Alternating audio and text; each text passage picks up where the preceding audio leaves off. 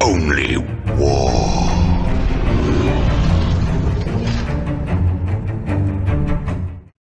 What is up, gents? 40k Dirtbags here. We got a battle report for you today. Our boy Jesse came over with his Golden Boys Custodes versus Grey Knights Old School Mist of Deimos list. So it's been a while since I ran Grey Knights. If you guys are new to the channel, we were #1 ranked Grey Knight player in the world 2 years ago. This year we ranked the #1 Chaos Space Marine player in the world. So there's a bunch of Chaos content. There's still Grey Knight content moving forward on the channel, so don't worry.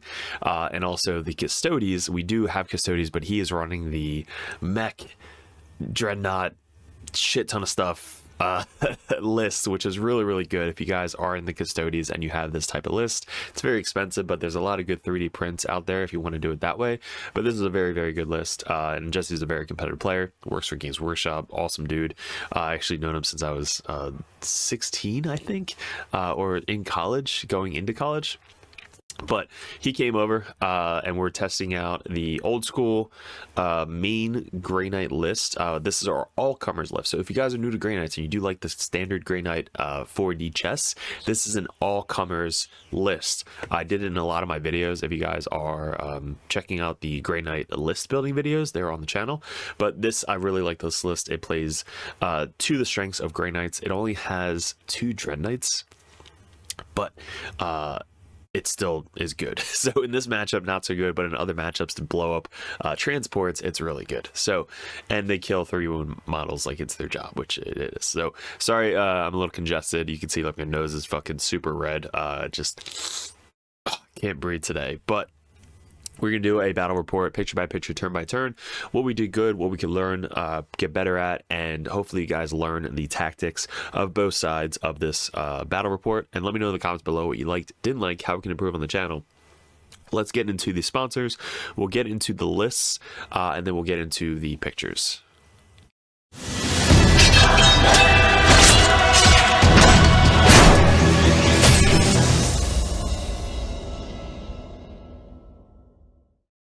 Alright guys, if you want to support the channel, head over to the merch store.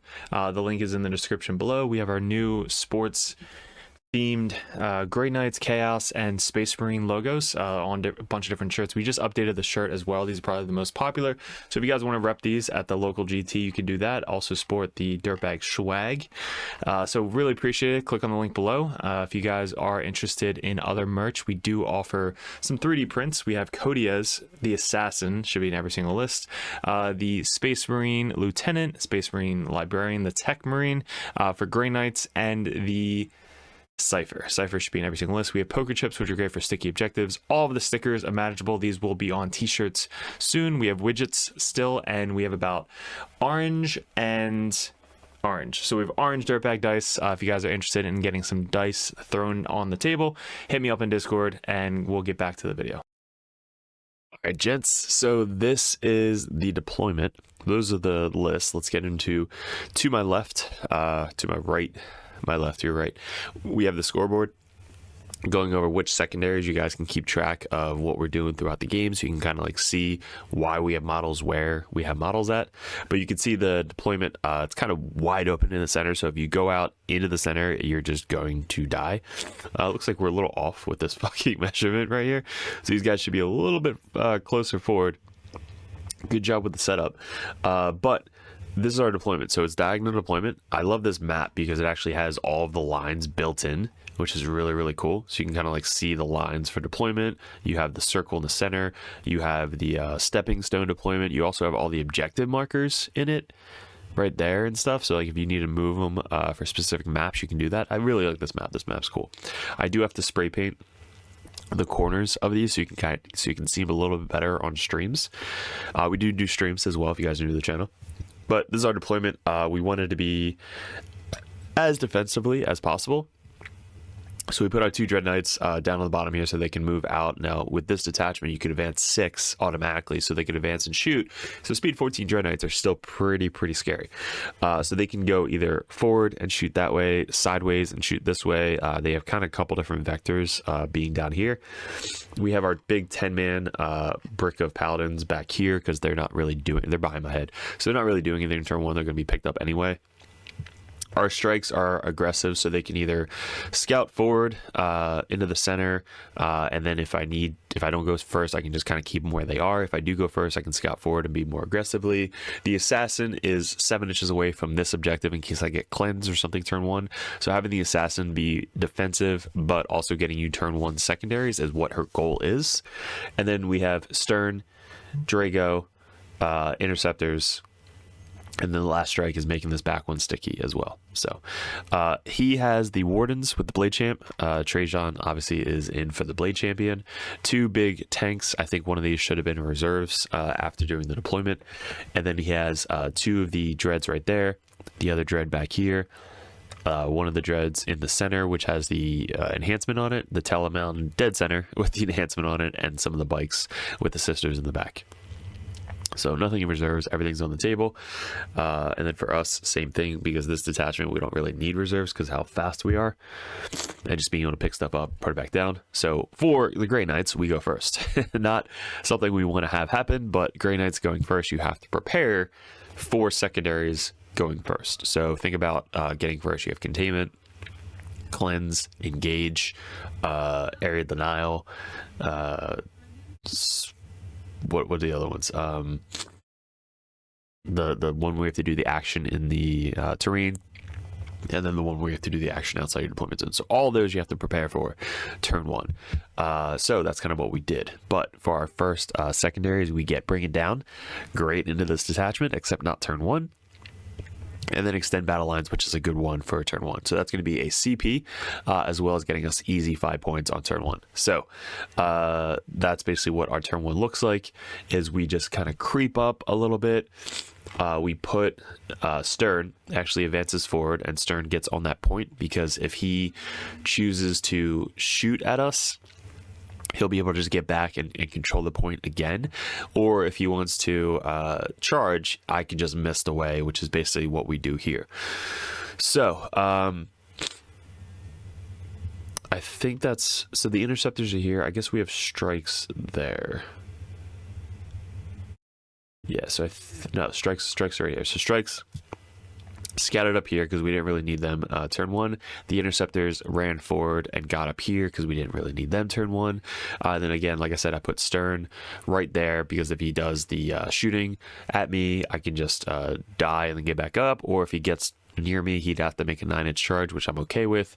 Or he has to, those are the only 2 options. So we got Extend with Stern. We left the center, the no man's land, just completely wide open, and then we just prepared down here with our Dread Knights. Dread Knights are our gun platform, so we don't want to put them out or just shoot random shit because we know it's not going to die. We want to commit them to kill something before we have them die, especially with this matchup. So his turn 1. He gets Sabotage and Recover Assets. Oh, we're playing Scorched Earth, which you can see at the top. But Scorched Earth, you only have to hold 2 objectives. So our goal is to hold our backfield objective, which is sticky now, and then this top objective, and that's it. Everything else we're just going to shoot or charge into and just kind of keep fighting for that. And then by turn 4, we're going to either try and burn or burn his home objective. That's going to be our game plan going into this mission. But Paladins are waiting back here, so that way they can get picked up and drop back down behind my head. So his turn 1, he runs up everything forward. So he gets the 1 Dread onto this objective down here. The Telemon moves up and gets to the center objective. This guy scooches up behind them. The bikes run over to here to stage for turn 2. The 2 vehicles kind of wait a turn because they don't really have to stick their heads out anywhere. The other 2 Dreads move up here. The 1 Dread, like I said, moved up, so that way I misted Stern. So Stern just went back up into reserves, so that way he couldn't get the charge off on me. And then the other Dread kind of scooted up and just waited till turn 2 as well. Then for our turn 2, we have behind enemy lines and storm hostile objectives. So I have to either steal the center objective, steal the bottom objective, and then I have to get 2 models behind the deployment zone, which is pretty easy with not being able to screen out with so few models. So for us, we put Stern all the way in this corner right here, which you can't really see. So right there in the corner is Stern. He's getting us behind enemy lines. If they shoot him, great. He's super far away, can't really be charged by anything. He does have a unit of Wardens right behind this little wall here with the Blade Champ, so I have to be careful about them. We put a Dread back here. He's going to try and nuke these bikes, which these bikes getting buffed definitely hurts most players. So I think I should have committed this dread to shoot this dreadnought. So my dread knight shooting his dreadnought, I think I should have committed there, or put him down at a different angle, or use somebody else to go back there. So I think if the dread is back here, he could help kill the Telemon. So after we shot a bike and killed a bike, it wasn't great, because now he still has 2 bikes and I have nothing else to kill like the Telemon. So we 6-inch deep strike our 10-man paladins, which used to be a 3-inch deep strike. Now it's a 6-inch deep strike. So we 6-inch deep strike our 10-man paladins. We can't charge after this, but we come down, and our goal is to just put as many shots as we possibly can into this Telemon and take it down. So we come down, we throw a grenade, we shoot it with this dreadnought, we shoot everything else into it, we take it down, maybe 5 wounds, and then the dread charges it, because he was back here, so he just basically moves up, shoots, charge. Now as long as the dread lives, I don't even care about the center one. Never mind. So the dread charges in to try and kill it. I tank shock it and then charge it and still don't kill it. So the Telemon lives after all of that. If I had this dread shoot it as well, I probably could have killed the Telemon in one go, which is definitely really hard, especially having a 2-up, 4-up, 5-up, feel no pain, and having all the damage. So up here, we kind of gave up on that objective.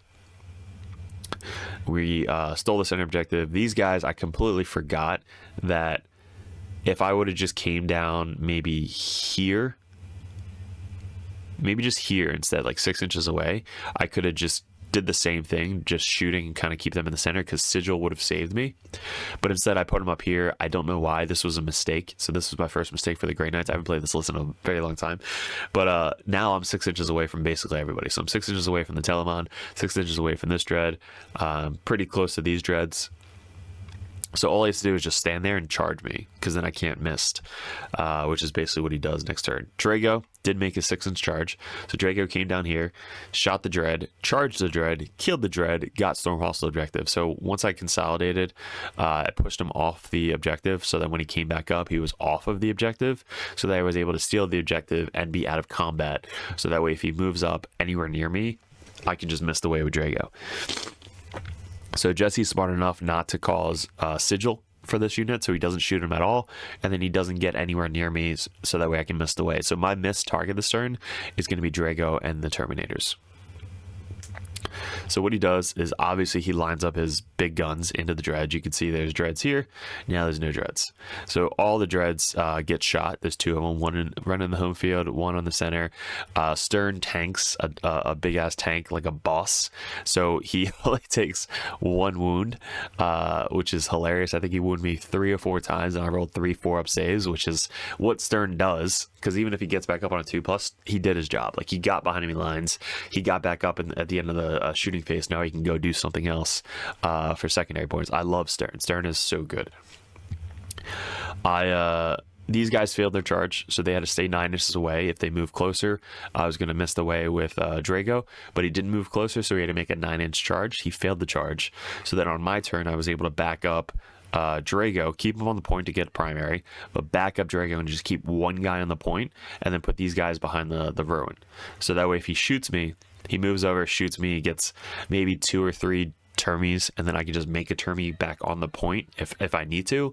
But also, if he moves closer, I can just miss the way, like I said before.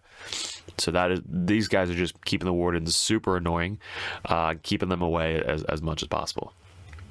Over here, he did charge me with the Telemon and this other dread, so that I have the Telemon and this dread in combat with me, so I'm able to pile in and get more OPSEC on this point.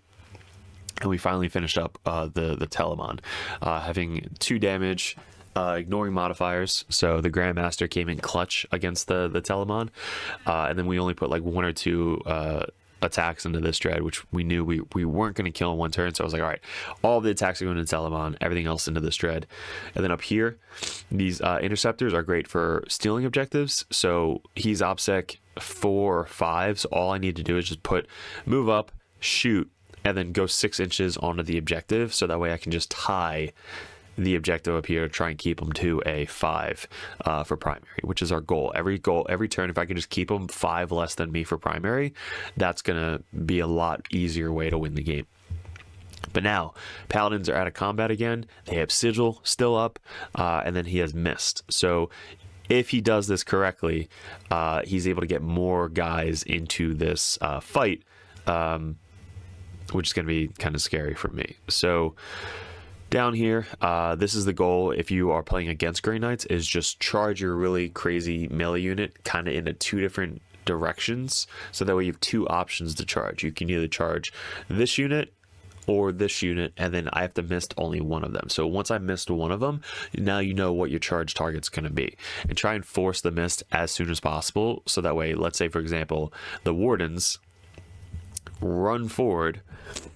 If you would have spread them out kind of like this way and this way, I then have to choose, am I going to miss these guys off or miss these guys away? So what he did was he stayed 9 inches away from the paladins, because he really doesn't want the paladins to miss. If the paladins missed, it's kind of like you're never going to catch them for the rest of the game, which you shouldn't have been able to. I messed up my placement with them, but I was able to miss the Terminators down at the bottom, so that way I can use them later in the game. And one of my favorite actions to do with the mist is you can mist and then rapid ingress that same turn. So I misted and then spent 1 CP, which Jesse let me do because I forgot about it. Just rapid ingress behind this building. 9 inches away from all of his dreads, so that way next turn they can actually do something into a dreadnought to potentially kill it. So I was like, all right, these wardens just stay the fuck away. That's what this list does. It just like go away. So now they're stuck at the bottom. They're like 400 or 500 point unit, just kind of chilling there, and we're just kind of trying to stay as far away as we possibly can. All he has left are 2 big tanks, which could easily kill a bunch of Terminators, paladins, whatever. A unit of sisters back here. 3 dreads, 2 of the sword shield dreads, which have -1 to wound always. One of the guys that get back up on a 2+, and the big brick of wardens with the blade champ.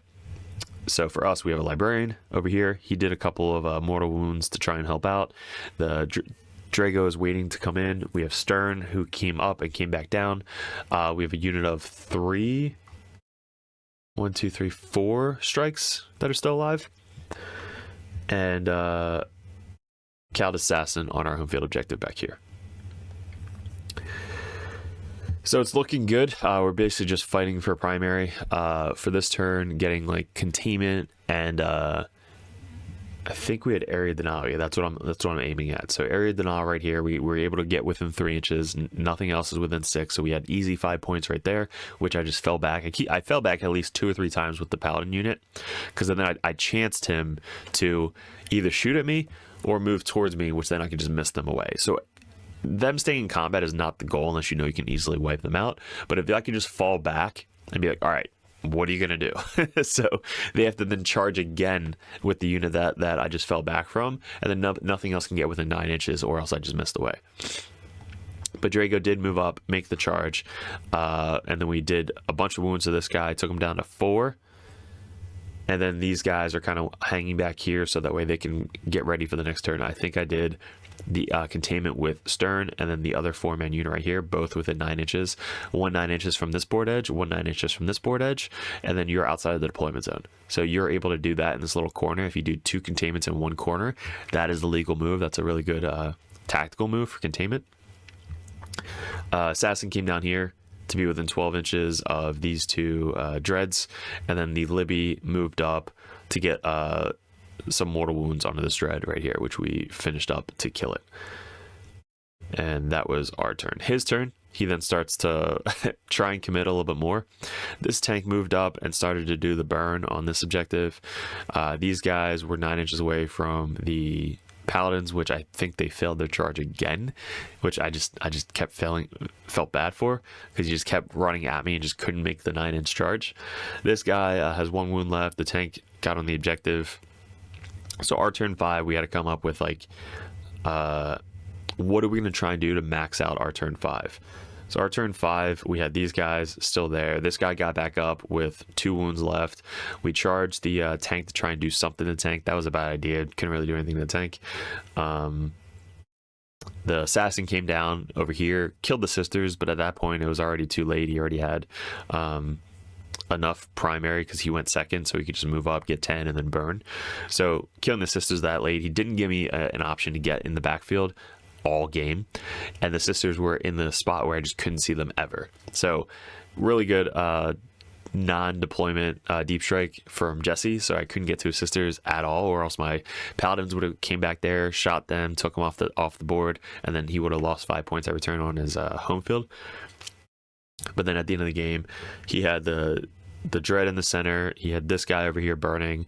The guys actually finally made the charge over here. So by turn 5, the Wardens and Blade Champion actually made it into combat. They started here, they went to here, they went to here, they went to here, and then now they're up here. So they just did a big U-turn and finally made it into combat up here, because I was already in combat, so I couldn't miss the way, and he didn't shoot me, so I couldn't sigil away. So they charged in. They didn't kill me. I was able to pull the guys that kept him off the objective. So what happened was I had my Grandmaster there, a paladin, and then a couple strikes back here. So I was able to keep these 3 guys in combat, these 2 guys in combat, so they were all base to base, so they couldn't move. He killed all but 2 paladins and my Grandmaster, which kept them in combat. So my OBSEC was 3, or it might have been 2, 4, 5, 6, so 6 OBSEC, and then I had strikes back here, 7, 8, 9, 10, 11, 12. So 12 OBSEC. He had what, 4, 5, 6, 7, so he had 7 compared to like 10 to 12 OBSEC. So I was able to keep him from getting those 5 points right there. He still got 10, but he burnt this one, so he got by turn 5 he had 15. So I don't know how that works. I think he had 5, maybe 10, and then I don't know if he was able to burn or not. I don't know, whatever it was. But this is the final board state. He's got 1 dread left that got back up with 2 wounds, the big ass tank, and then the Wardens. So really hard shit to kill for Grey Knights. He still has, but again, for us, we were just running around the table most of the game. So for Grey Knights, we had our primary be at 40 out of 50. We were able to burn, I believe, this objective up here because we still controlled it, and we started the burn in our turn. So the guys were still alive, and we controlled it, so that took the burn off. So we had 5, 10, 10, 15 on turn 5, and then our secondaries was pretty good, 36 out of 40 for Grey Knights. That's our goal. For him, we kept him to a 5 on turn 2, a 5 on turn 3, and then he had a 10 because I couldn't stop him from holding that one and his home field. He had a 10 on turn 4 and then a 15 supposedly on turn 5. I don't know how he gets 15. I think he had 5, 10, and then I don't know if you burn this, does he get the prime? I don't know. If he gets the primary points, then it's 15 right here. But we finished up 86 to 62. He had 35 out of 50 and then 17 out of 40 for secondary points. So we tried to stop his secondary points as much as possible. We kept Ares Denial on turn 4, and he still wasn't able to score because of the Paladins being there. So really close game.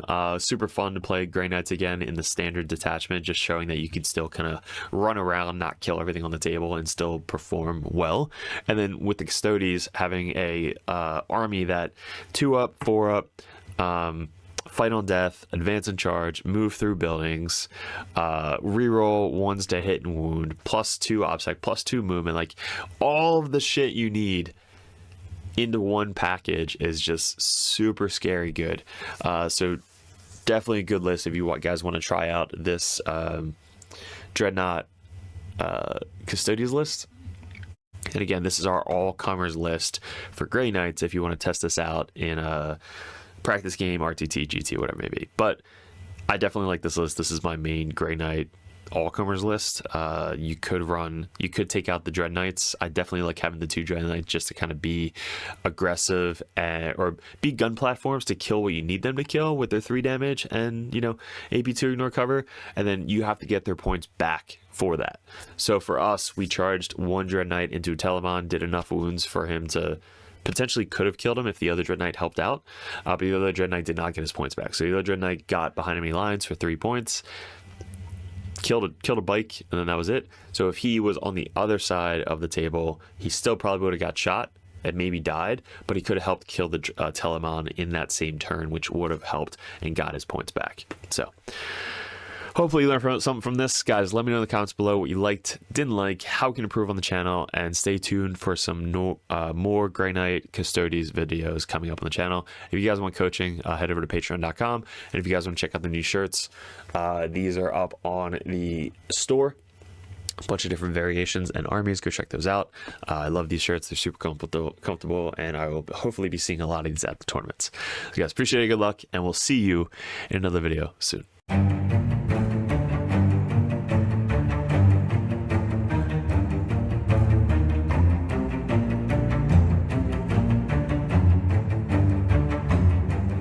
What is up, gents? 40k Dirtbags here. If you guys are interested in joining the Dirtbag Nation over at patreon.com, you get a bunch of perks. What we did in 2024 was we really expanded. I had traveled a ton and I played my ass off in 40k. Right now we're ranked #1 best player in the United States on ITC rankings. We were the #1 Chaos Space Marine player in the world this year in 2024. 2 years ago, we got ranked #1 Grey Knight player in the world, and this year we're probably going to go into Death Guard, hopefully when the new Codex comes out, or Emperor's Children. But you guys, if you guys want that head coach or that coach always in your corner, just to ask questions, bounce ideas off, that's what the competitive Dirtbag and the Dirtbag Nation is all about. If you guys want to support the channel, you head over to patreon.com. You can join the Just a Car tab, which is $5 a month. You guys get access to the Discord Patreon tab. You have to be a patron to get into that Discord, and also I'm always there. All the other coaches are there. Basically, it's just such a good community over on Discord that you guys get specific access to it that only Patreons can get.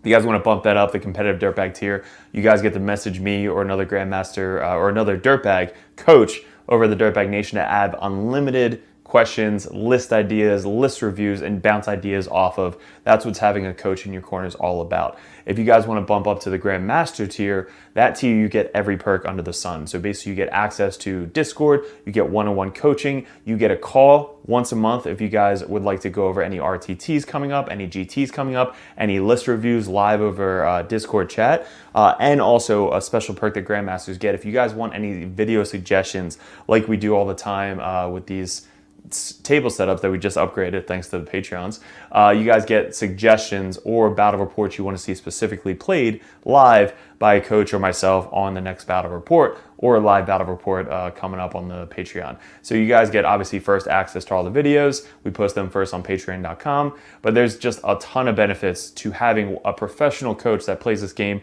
all the time at the very, very high competitive level in your corner at all times. And that's really what the Dirtbag Nation is all about, getting you guys better at 40K, the basics, and being good in your community. So if you guys want to support the channel, I really appreciate it. Couldn't have done it without you guys in 2024, 2025. I am super stoked for, super excited for. We really want to get a bigger studio going. That is going to be my focus in 2025, is really growing the community on YouTube and Patreon specifically. So thank you so much for 2024, all my Patreons. If you guys are interested in joining and want that coach in your corner, head over to patreon.com and support the channel. Appreciate it.